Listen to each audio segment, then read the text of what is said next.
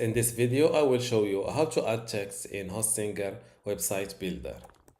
I am now inside my website builder, and to add text, just click on add element, drag and move this text and drop it where you want. You can either make it bigger.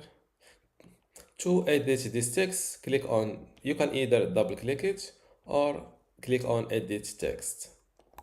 You can write your own text.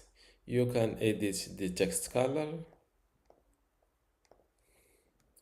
the text size, also the type of or the text style from a heading to a paragraph.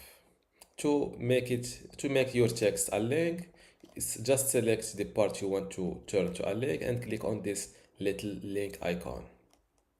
You can link to a page or a web address. Fill in your website address and hit save.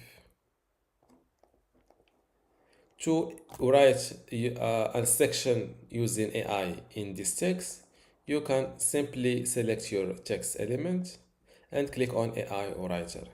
Then describe your text and it will be replaced or added here. To duplicate this text element, you can duplicate it just like that. You can also make it appear either on mobile or desktop. You can delete this text element from here. And this is how to add text in Hostinger website builder.